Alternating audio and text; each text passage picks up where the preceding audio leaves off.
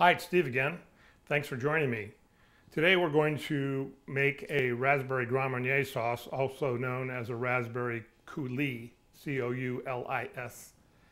And I'm making this sauce to go with the Chocolate Decadence that we made a short while ago. This particular sauce also goes really well just over like vanilla ice cream, or perhaps drizzled on a cake, or sliced fresh fruit also is a really good way to enjoy this. Ingredients wise, the way I make it is really quick and easy. I use a seedless raspberry preserve and Grand Marnier.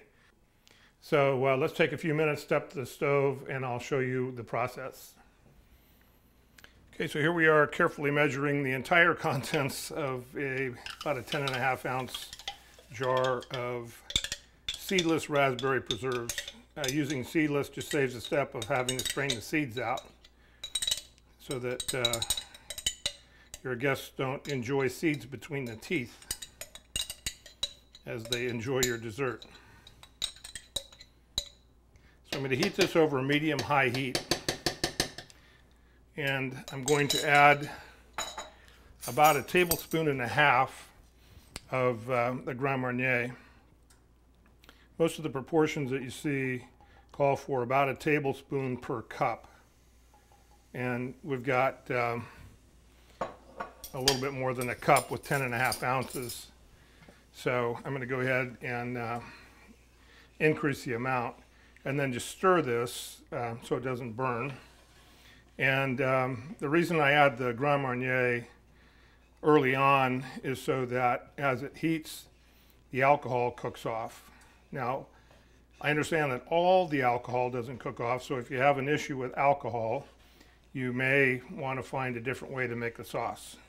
Just by omitting the Grand Marnier actually would do it. So we'll bring this to just shy of a boil. Okay, so we've got the mixture simmering a little bit here. And in the process of heating the preserves that were already made, breaks down the pectins and allows the combination of the Grand Marnier and the preserves to remain liquid. So what I'm going to do with this particular batch is put it in a squeeze bottle so it's easier to plate the desserts. So what I forgot to mention, when you're heating the combination of the Grand Marnier and the raspberry preserves, you want the contents to reduce by approximately 1/4 to 1/3, and then you want the consistency to be thick enough that it coats the back of a wooden spoon. Okay, so it looks like our sauce has cooled down just about enough. I've got it in this squeeze bottle that I got at a restaurant supply store, but you can find them at most grocery stores as well. So when I plate up a decadence dessert, normally what I do is take the squirt bottle and make a little swirl design on the plate, and then just set the decadence right on top of that. So this one is still a little bit hard from just coming out of the freezer, but I'll try it here.